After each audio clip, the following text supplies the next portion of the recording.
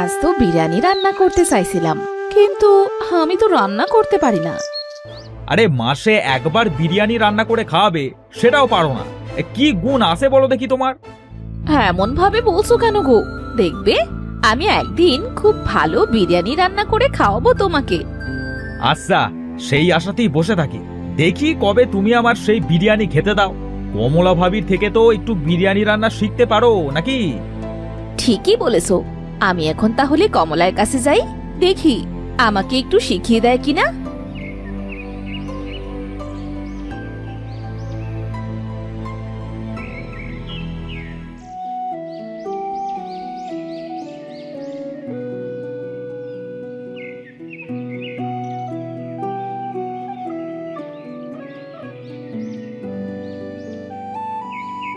কমলা ভাবি, ও কমলা ভাবি, তুমি কি বাড়িতে আছো?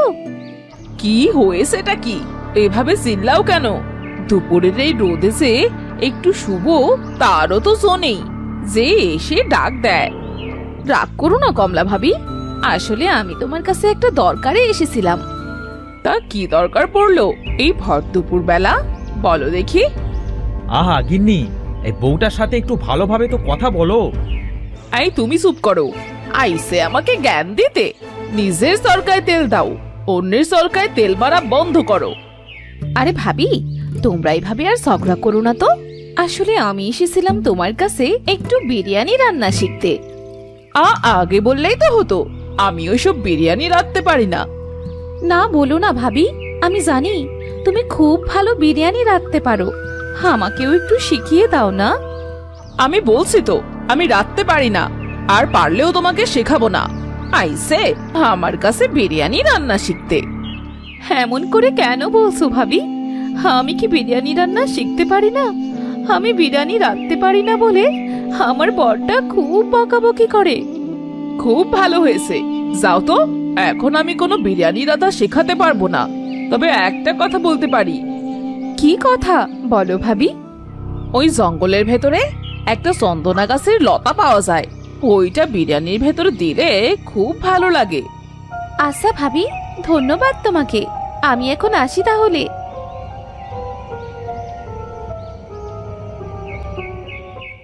এ কি করলে গিন্নি? ওই পাতা খেলে তো মানুষ পাগল হয়ে যাবে। যা হবার তা হোক, তাতে তোমার কি? দরদ একেবারে উতলে পড়ছে দেখি।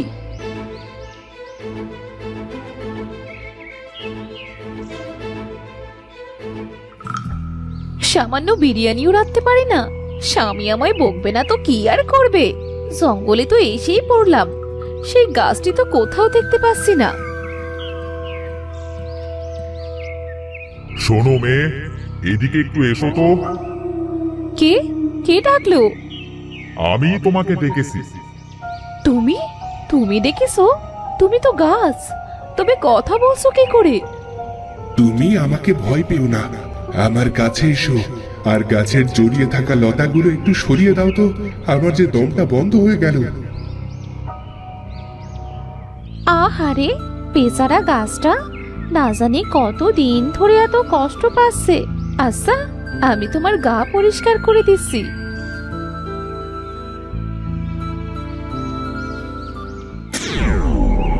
হে কি, তুমি মানুষ হলে কি করে? আমার কিন্তু খুবই ভয় করছে। তুমি আমাকে ভয় পেও না, আমি এই জঙ্গলেই থাকি। জঙ্গলের সব কিছু পাহারা দেওয়া আমার কাজ। মানে, আমি তো কিছুই বুঝতে পারছি না। তোমাকে কিছু বুঝতে হবে না, আমি তো তোমাকে পরীক্ষা করলাম। তবে তুমি খুব ভালো মনের মেয়ে। তুমি এ জঙ্গলে কি করতে এসেছো? আসলে আমি বিরিয়ানি রান্না করার জন্য চন্দনা পাতা নিতে এসেছি। বিরিয়ানি রাঁধতে চন্দনা পাতা লাগে? আগে তো জানতাম না। এটা খেলে তো তোমরা পাগল হয়ে যাবে। কিন্তু আমাদের পাশের বাড়ির ভাবি যে বলল বিরিয়ানির ভেতর চন্দনা পাতা দিলে বিরিয়ানি খেতে খুব ভালো হয়। ও তোমাকে মিথ্যা বলেছে। তুমি ওর কথা কেন শুনছো মেয়ে? আমি যে বিরিয়ানি রাঁধতে পারি না, এই জন্য আমার বরটা আমাকে খুব অপমান করে। দুঃখ করো না মেয়ে, আমি তোমাকে সাহায্য করব। এখন থেকে গ্রামের সবাই খেলেও তোমার বিরিয়ানি কেউ খারাপ বলবে না। সত্যি বলছো? কিন্তু কিভাবে কিভাবে রান্না করব আমি সেই বিরিয়ানি? এই নাও মেয়ে, এই হাঁড়িটা রাখো। এই হাড়ি নিয়ে আমি কি করব? এটা যে সে হাঁড়ি না, এটা জাদুর হাঁড়ি। এই হাঁড়ির কাছে তুমি বিরিয়ানি চাইলেই হাঁড়ির ভেতরে খুব সুস্বাদু বিরিয়ানি হাজির হবে। তোমাকে অনেক ধন্যবাদ বটগাছ। আমি তোমার ঋণ কোনো দিনও শোধ করতে পারবো না। যাও তুমি এবার বাড়ি ফিরে যাও। বাড়ি গিয়ে তোমার স্বামীকে মজার বিরিয়ানি খাওয়াও।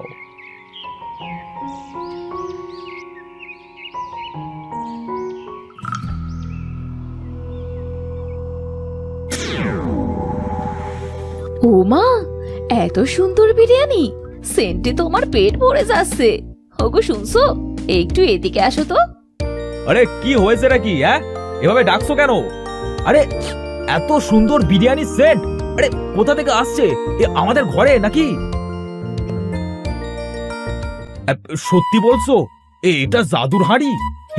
আমার তো বিশ্বাসই হচ্ছে না। এখন থেকে আমরা রোজ বিরিয়ানি খাবো। সত্যি গিন্নি, এ বিরিয়ানির কোনো জবাব নেই। এই এত সুন্দর বিরিয়ানি আমি জীবনেও খাইনি। আহা, কি স্বাদ!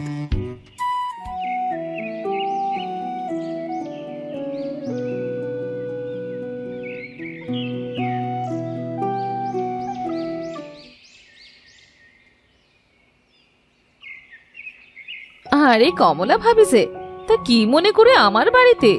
এই যে গরিবের বাড়িতে হাতির পা। এই কথা বলে আমাকে আর লজ্জা দিও না ভাবি। তোমার কাছে একটা দরকারে আসলাম। তা কি দরকার ভাবি, বলো। আমি তোমাকে অবশ্যই সাহায্য করব। তুমি নাকি জাদুর বিরিয়ানির হাঁড়ি পেয়েছো, তাতে নাকি তোমাদের অনেক মজার মজার বিরিয়ানি দিচ্ছে। গ্রামের সবাই খেয়ে তো খুব প্রশংসা করছে। হ্যাঁ ভাবি, সব কথাই সত্য।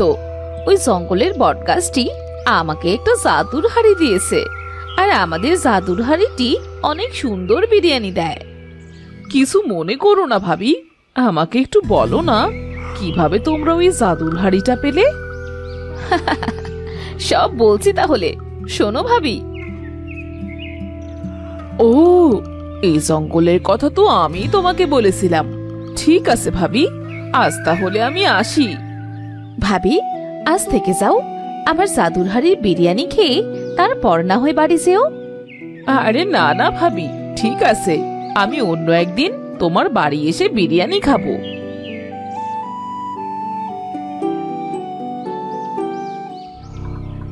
আমারও আজ একটা জাদুর বিরিয়ানির হাঁড়ি চাই। আমি এই বিরিয়ানি বিক্রি করে অনেক টাকার মালিক হব।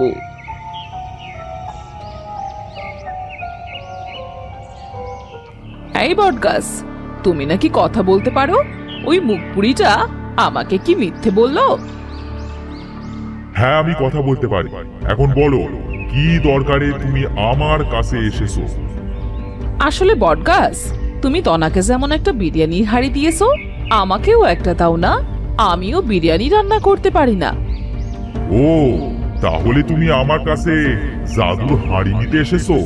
বেশ, তাই হবে। এই নাও হাঁড়ি, এবার বাড়ি ফিরে যাও। তোমাকে অনেক ধন্যবাদ বটগাছ। আমি তাহলে এখন আসি।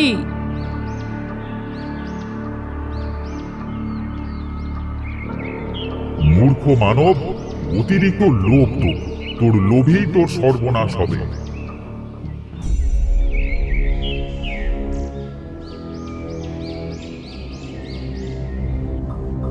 ওগো শুনছো? এই দেখো, আমরাও জাদুর বিরিয়ানির হাঁড়ি নিয়ে এসেছি। আমরা আজ থেকে বিরিয়ানি বিক্রি করে অনেক টাকার মালিক হব। কি বলছো কি গিন্নি? জাদুর হাঁড়ি কোথায় পেলে? ওই তনা মনে করেছিল ও একাই গাছের থেকে জাদুর হাঁড়ি নেবে। আমিও ওর কাছ থেকে শুনে জঙ্গলের বটগাছের থেকে জাদুর হাঁড়ি নিয়ে এসেছি। আহা গিন্নি, ও তো তোমাকে ভালো উপকার করেছে, তাহলে ওকে অমন ভাবে বলছো কেন? এই চুপ করো তো। মেয়ে মানুষ দেখলে তোমার আদিক্ষেতা বেড়ে যায়, সেটা কি আমি জানি না? তোমার সাথে আমি আর কথায় পারবো না। দেখি তো তোমার জাদুর হাঁড়ি কেমন বিরিয়ানি দেয়। দাঁড়াও, এত ব্যস্ত তো দেখাতে হবে না তোমার। আমি হাড়ির কাছে বিরিয়ানি চাচ্ছি, এই জাদুর হাড়ি, আমাদের বিরিয়ানি দে তো। গিন্নি, এ কি হলো তোমার? এ হাঁড়িতে যে সাপ! কি থেকে এ কি হলো গিন্নি? ওগো, তুমি আমাকে ক্ষমা করে দাও। আমি আমি অতিরিক্ত লোভ করতে গিয়েছিলাম। তোমার কিচ্ছু হবে না গিন্নি, চলো এক্ষুনি তোমাকে ডাক্তারের কাছে নিয়ে যাব। না গো না, আমি আর বাঁচবো না, আমার যে সময় শেষ। তনা ভাবিকে বলো আমাকে যেন ক্ষমা করে দেয়। আমি বলেছিলাম গিন্নি অতিরিক্ত লোভ না করতে। অতিরিক্ত লোভে পড়ে যে তোমার জীবনটাই চলে গেল। এই জাদুর হাঁড়িটাই সব নষ্টের মূল। একে আজ আমি ভেঙেই ফেলবো।